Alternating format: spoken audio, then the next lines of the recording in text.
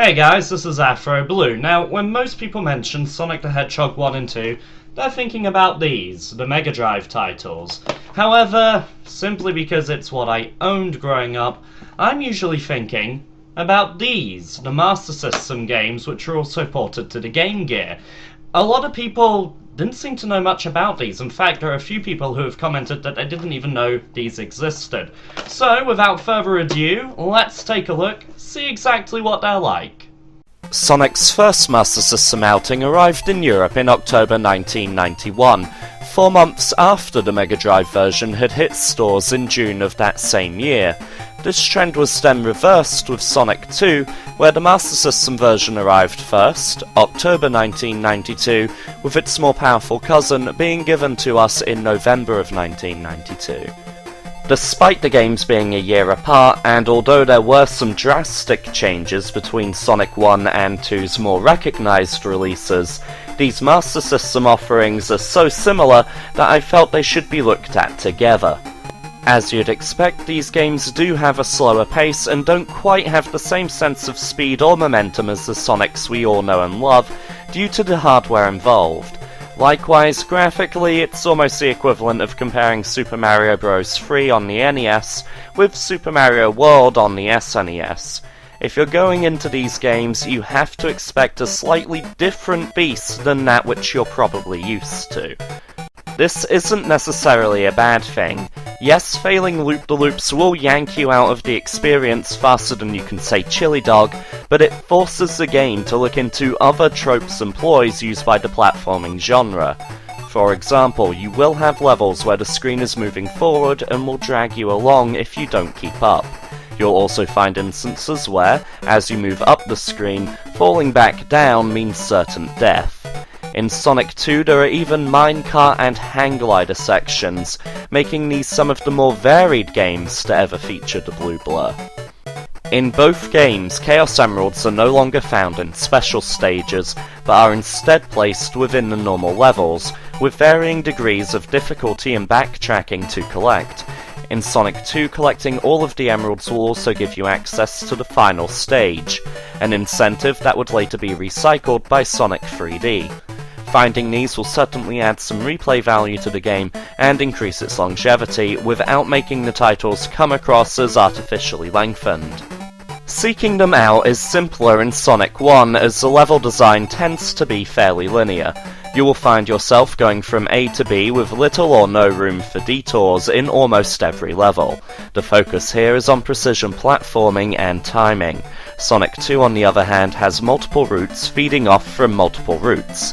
Some levels are literally a maze, and while the choice is a nice bonus, playing a stage for 3 minutes only to find out you've come back on yourself is a frustration that should be reserved for Zelda or Metroid, games where you're expected to draw your own map, not Sonic.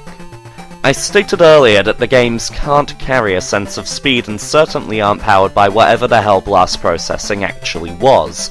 This doesn't stop them from trying to get away with a few slopes, loop-the-loops, and straight runs, and while it is an appreciated effort, it simply falls short of the mark.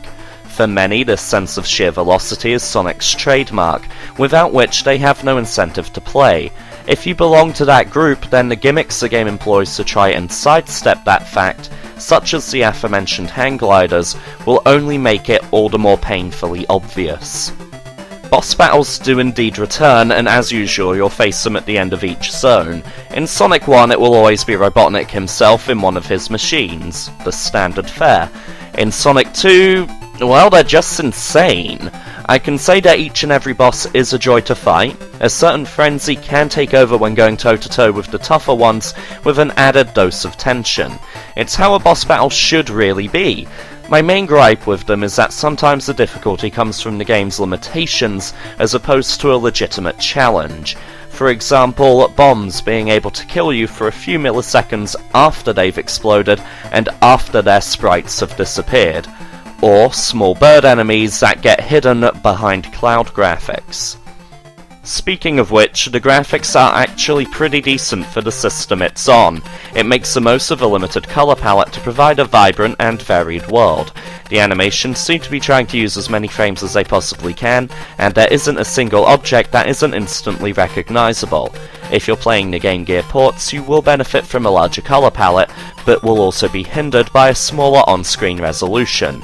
You give a little, you get a little, but considering some jumps are already in the blind leap of faith category, I'd rather be able to see more of my surroundings than have a few extra colours on them. With regards to the music, they tried, they honestly did, and that shows, but unfortunately too few tunes are memorable. The only one that did stick with me comes from the pure fan service level, that is Green Hill Zone, yes, hills, plural, from Sonic 2.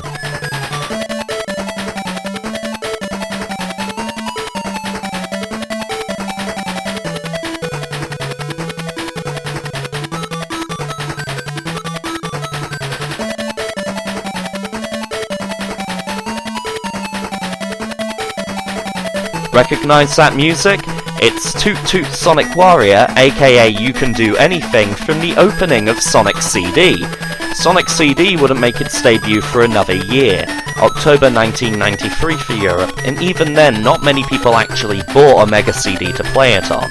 So it's only when I went back to play Sonic 2 again for this review that I actually noticed. All in all, if you want to see a slightly different side of the Sonic franchise, if you're one of those people who just has to play every game Sonic features in, or if you're just plain curious, then by all means these entries are worth checking out. If you want a demake of the Mega Drive games, then go online, you'll probably find something fan-made there, but the Master System games just simply aren't what you're in the market for. On eBay, you shouldn't have to pay more than £4 for a box copy of either game with the manual.